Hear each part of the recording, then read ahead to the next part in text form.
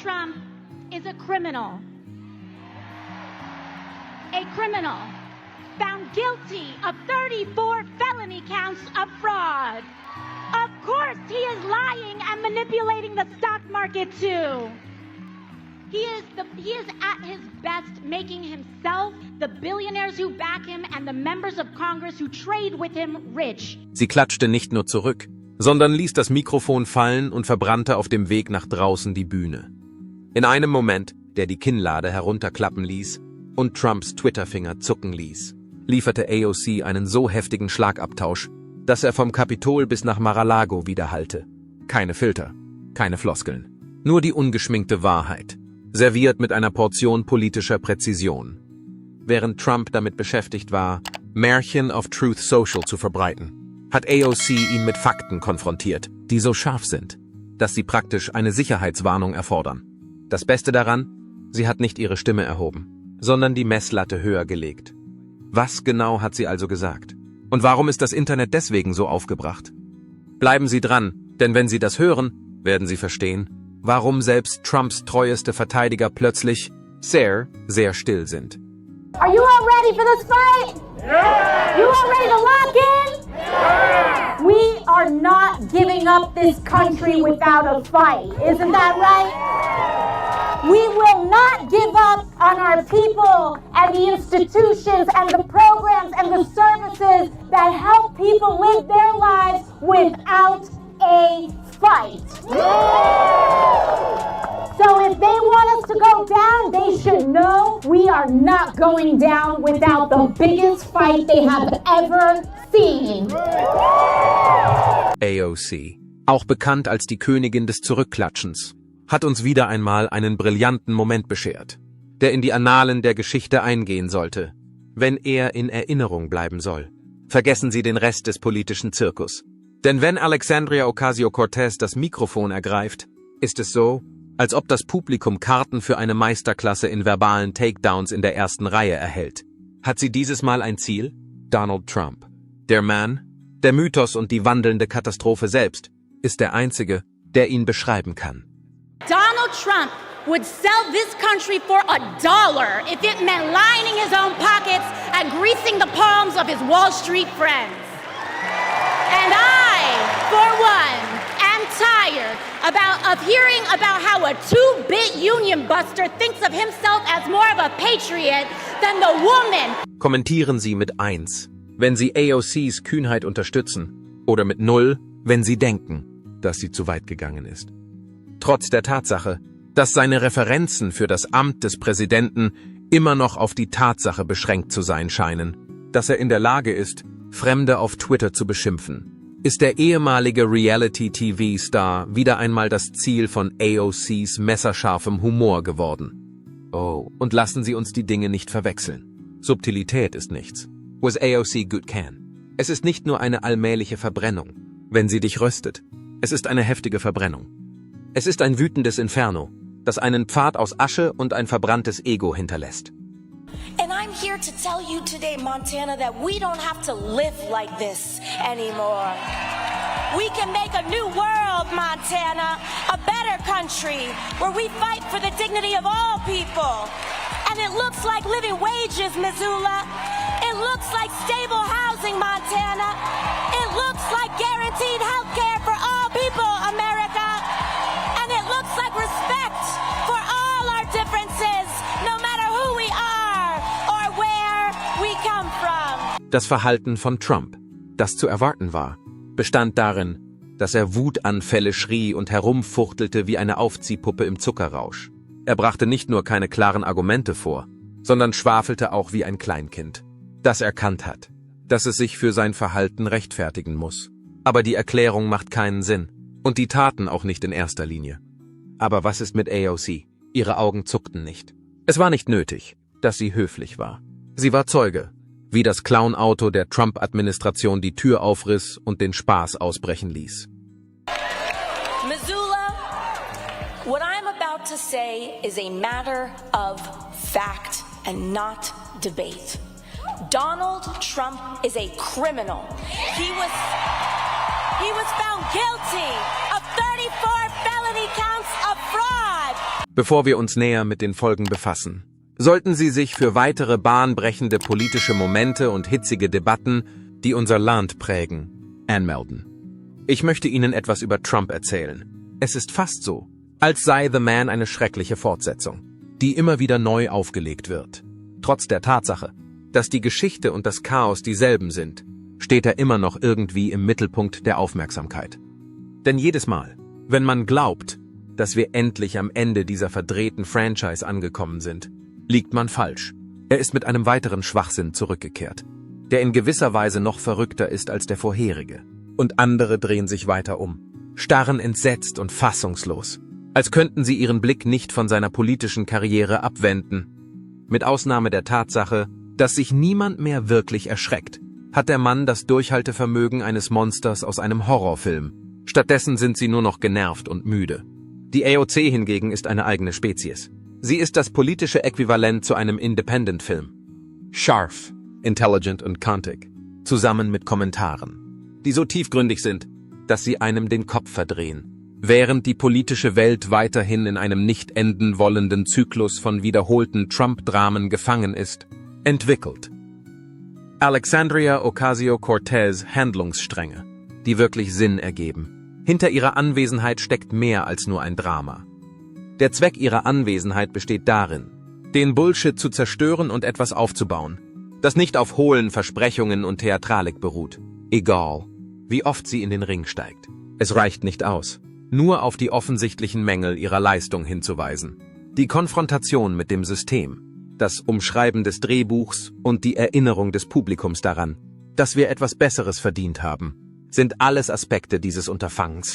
I will say the clever thing of what Donald Trump and what the right tries to do is make working people like you and me feel like we're just one step away from being inside that club. That maybe one day we will be a billionaire too. Any billionaires here?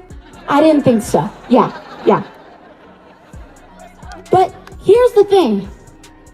The spoils of that kind of corruption and billions of dollars are not earned. They are stolen. Wenn AOC Trump vernichtet, tut sie das nicht nur zum Zweck der Dramatik. Denn sie ist sich bewusst, dass er es verdient hat.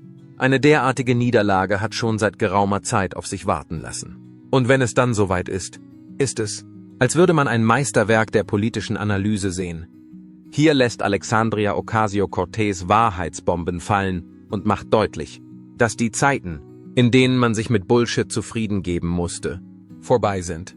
Dies geschieht, während Trump immer noch versucht, alles in eine Zirkusvorstellung zu verwandeln. Natürlich griff Trump auf seine typische Verteidigungsstrategie zurück, die darin bestand, allen anderen die Schuld zu geben, die Zeit, die er damit verbracht hat, die Verantwortung abzuschieben, war vergleichbar mit der eines kleinen Kindes, das die Vase seiner Mutter zerschlagen hat. In jedem Fall sind es entweder erfundene Nachrichten oder eine unlogische Verschwörung, die behauptet, dass der tiefe Staat hinter ihm her ist. Denn alles ist ein Plan gegen den Mann, der so sehr mit sich selbst beschäftigt ist, dass er glaubt, die Welt drehe sich um ihn, weil alles mit ihm verbunden ist. Und hier kommt AOC, bereit, ihm einen Realitätscheck zu verpassen. Denn, seien wir ehrlich, Trump dringend nötig hat. This is America. We demand our rights. We demand our freedoms, our due process, and we don't just point a finger and lock someone up without their day in court. Never. And we demand this because we do have power in this moment. All of us do. Everyday people do. And Missoula, it will never be just our institutions or officials or politicians alone that uphold our democracy. It will always be the people, the masses, who refuse to comply with authoritarian regimes, who are our last and strongest defense of our country and our freedoms. Sie reagierte prompt und durchleuchtete seine Ausreden mit der Genauigkeit eines Chirurgen, der mit dem Messer einen chirurgischen Eingriff vornimmt. Es war nicht notwendig. dass sie sich an seine Vorgaben hielt. Während Präsident Trump seine alte Rhetorik wie einen alten Wein ausschenkte, servierte Alexandria Ocasio-Cortez Fakten wie ein gut vorbereiteter Chefkoch ein 5-Gänge-Menü. Trump wirkte wie ein Reh im Scheinwerferlicht bei jedem Angriff, der strategisch und zeitlich gut abgestimmt war und mit der Art von Geschicklichkeit vorgetragen wurde, die ihn auch so aussehen ließ. Lassen Sie uns über die angeblichen Errungenschaften sprechen, die Trump heute erreicht hat. Ach ja, die illusorische Liste der Errungenschaften, die niemand genau zu benennen vermag. Hat es etwas mit seiner Fähigkeit zu tun, ganze Nationen zu beleidigen? Mit seiner Beherrschung des Katastrophenkapitalismus oder sogar mit seiner erstaunlichen Erfolgsbilanz bei verlorenen Prozessen? Das ist schwer zu sagen, denn ähnlich wie seine Fähigkeit, sinnvolle Sätze miteinander zu verknüpfen, sind auch seine Errungenschaften in ein Geheimnis gehüllt. AOC hingegen hat keine Skrupel, sich zu brüsten. Mit ihrer Kunst lässt sie für sich selbst sprechen, indem sie für fortschrittliche Ideen eintritt und auf die Absurdität des politischen Systems hinweist, hat sie immer wieder bewiesen, dass sie eine ernstzunehmende Persönlichkeit ist. Es ist nicht notwendig, dass sie sich auf eine verworrene Beziehung zu Trump einlässt, da sie ihm nicht gegenübersteht. Sie beherrscht die Situation völlig und teilt mikrofonwürdige Sprüche aus, als ob sie an einem Rap-Battle teilnehmen würde. Just look at what Elon and Trump are doing to our health care, our veterans benefits, and Social Security. They are slashing the programs that we have spent a lifetime paying into. By the way, not them, because they haven't paid their fair share in taxes in years. Wir sollten nicht übersehen, dass Präsident Trump viel Zeit damit verbracht hat, über die Trockenlegung des Sumpfes zu sprechen. Klingt das nicht ehrenwert? Die Vorstellung, dass er die trüben Gewässer der Washingtoner Politik durchschiffen, die Korruption ausmerzen und dafür sorgen würde, dass das politische System wie eine gut geölte Maschine funktioniert, ist sehr verlockend. Aber genau hier liegt das Problem. Es war nicht nur eine Metapher für die chaotische politische Szene, die der Sumpf darstellte. Es gab Leute, die von Unordnung, Unehrlichkeit und einem hohen Maß an Ungeschicklichkeit lebten, und der Sumpf war voll von ihnen. Und während Trump damit beschäftigt war, Versprechungen zu machen, den Sumpf zu leeren, hat sich herausgestellt, dass er den Sumpf in Wirklichkeit noch größer gemacht hat. Es ist, als wäre er ein armer Zauberer, der zahllose Dinge aus dem Hut zieht, die nicht nützlich sind. Die wichtigsten Strategien, die er anwendet, scheinen Unehrlichkeit, Korruption und ein schwerer Mangel an Verantwortungsbewusstsein zu sein. AOC hingegen befindet sich derzeit an diesem Ort und rettet jeden, der genug von dem Spektakel hat, und macht uns darauf aufmerksam, dass der Sumpf kein fantastischer Ort ist. Wir leben schon viel länger darin, als wir es hätten tun sollen. Fake, but in all fairness, look, but she knows it. She's got a thing going. It's a good thing. She's a good thing for her. But there's a certain something she's got. She's got a spark. That's pretty amazing, actually. She's got a good spark. So I'll change it. I'll say spark. I think he's actually trying to pay her a compliment, that she has a presence, that she is effective, even though he disagrees with her. And so I think that's what he's saying, that she's a formidable figure and she has appeal. Trump hat nicht nur den Sumpf geleert, er hat auch alles andere trockengelegt. Während er seine eigenen Kassen füllt, verschwendet er die Wahrheit, die Ehrlichkeit und den gesunden Menschenverstand. Es ist, als würde man einem zuckersüchtigen Kind dabei zusehen, wie es durch einen Süßigkeitenladen rennt, alles zerstört, was es sieht, die Auslagen umwirft und trotzdem glaubt, alles unter Kontrolle zu haben.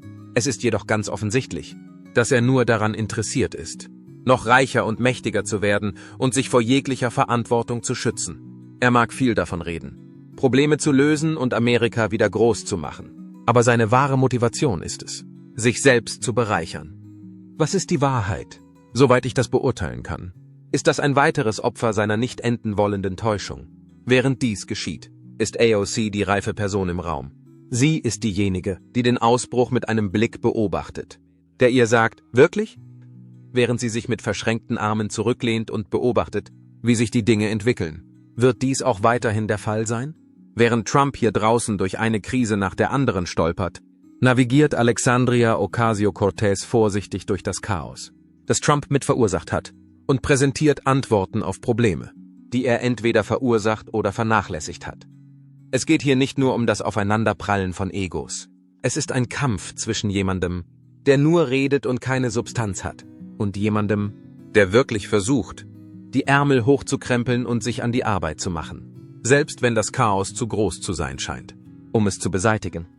He's there to make himself rich, as well as the billionaires who scratch his back and the members of Congress who trade with him. But he's not there for you or for us or for the working people of Montana, not one bit. And to be clear, I don't even care what party you are, Democrat or Republican. It doesn't matter what position one holds. Members of Congress holding and trading individual stock is wrong. It is corrosive, it is destructive, and it must be banned. Die Sache ist die folgende. Trumps Konzept der Trockenlegung des Sumpfes beinhaltete nie das Ziel, die Regierung in Washington zu säubern. Während der Rest von uns auf dem Trockenen saß und von der Seitenlinie aus zusah, wie die Nation immer mehr ins Chaos stürzte, ging es darum, dafür zu sorgen, dass sich seine Freunde, Verbündeten und seine Familie in ihren neuen sumpfigen Unterkünften wohlfühlten. Trotz des ganzen Lärms, den er über das Gewinnen macht, war er nie daran interessiert, für jemand anderen als sich selbst zu gewinnen. Er hat seine Machtposition immer dazu genutzt, sich und seinen Anhängern mehr Möglichkeiten zu verschaffen. Und was ist mit den Menschen, denen er versprochen hat zu helfen? Sagen wir einfach, dass sie in dem Chaos, das Trump angerichtet hat, sich selbst überlassen wurden, während er in den Augen seiner Fans weiterhin so tut, als sei er immer noch eine Art Held. Andererseits behauptet AOC nicht, dass die Aufgabe einfach oder unkompliziert ist. Es ist kein Märchen, mit dem sie hausieren geht, in dem alles auf wundersame Weise mit einem Tweet oder einer Durchführungsverordnung gelöst wird. Sie ist in den Schützengräben, um das Chaos zu benennen, die Lügen zu entlarven und unermüdlich daran zu arbeiten, ein besseres System für alle zu schaffen, sagte sie. Sie stößt zweifelsohne auf eine Vielzahl von Widerständen. Aus dem einfachen Grund, dass, seien wir ehrlich, die Viecher, die im Sumpf leben, niemanden mögen, der eine Bedrohung für ihr gemütliches kleines Arrangement darstellt. AOC wird jedoch nicht klein beigeben. Sie ist die Einzige, die eine kristallklare Vision für die Zukunft hat. Eine, die nicht durch Ego oder materialistische Wünsche getrübt ist. Sie zeigt, dass selbst ein kleines Maß an Integrität viel dazu beitragen kann, ein System zu reparieren, das über einen übermäßig langen Zeitraum hinweg kaputt war. I hope that we all see now that the White House's tariff shuffle here didn't have anything to do with manufacturing like they claimed. It was about manipulating the markets. It was about hurting retirees and everyday people in the sell-off so Trump could quietly enrich his friends who he nudged to buy the dip before reversing it all in the morning. Als AOC Trump wegen seiner lächerlichen Prahlerei, ein Self-Made Man zu sein, enprangiert, war dies einer der schärfsten Punkte, die sie dem Publikum mitteilte. Ist das wahr? Nicht ihr eigener? Was ist mit dem, der seinen Reichtum geerbt hat, mehrfach bankrott gegangen ist und in der Vergangenheit die Lorbeeren für Dinge geerntet hat, die ihm entweder geschenkt wurden oder völlig erfunden sind? In der Tat, Präsident Trump. So viel Anerkennung gebührt ihnen, so wie ein Kartenhaus autonom aufgebaut wird, bis es vom ersten Windstoß zum Einsturz gebracht wird. Andererseits hat sich Alexandria Ocasio-Cortez ihre politische Karriere redlich verdient. Wie Trump ist sie kein Politiker, der sein ganzes Leben damit verbracht hat, zu behaupten, er habe alles, was er hat, verdient. Sie ist keine Politikerin, die einen silbernen Löffel hat. Um die Welt zu verbessern, hat sich das American Organizing Committee für jede Politik, jede Gesetzgebung und jede Gelegenheit eingesetzt. Mit einer Kombination aus Zähigkeit, Hartnäckigkeit und der einen oder anderen gut getimten Ohrfeige hat sie sich erfolgreich einen Namen gemacht. Das ist etwas, das Trump nicht begreifen würde, selbst wenn es ihn wie eine Tonne Ziegelsteine treffen würde, was der Fall wäre. I heard that someone started flying a plane with a banner that said, "This is Trump country." It sure don't look like it today. I don't think this is Trump country. I think this is our country. Because we're not afraid of them anymore, are we? Trump hingegen ist unfähig, sich zu beherrschen. Er wird seinen Zyklus der Selbstzerstörung fortsetzen, indem er Wutanfälle bekommt, ohne dass ein Ende in Sicht ist. Währenddessen wird Alexandria Ocasio-Cortez weiterhin das tun, was sie am besten kann, nämlich seine Wahnvorstellungen mit Anmut, Intellekt und einer scharfen Zunge demontieren, so dass Trump auf der Suche nach einem neuen Tweet ins Leere laufen wird.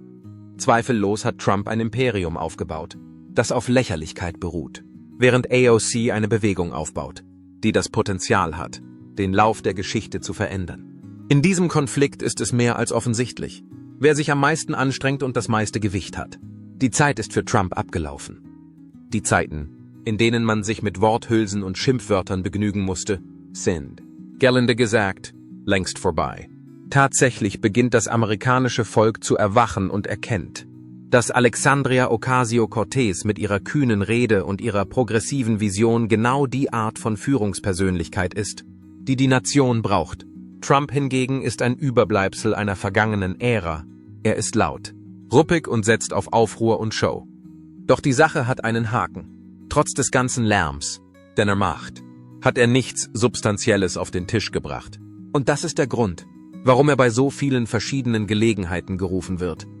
Endlich beginnt die ganze Welt zu verstehen. Und Trumps Ausbrüche reichen nicht mehr aus, um dies zu verbergen. Was halten Sie von diesem feurigen Schlagabtausch?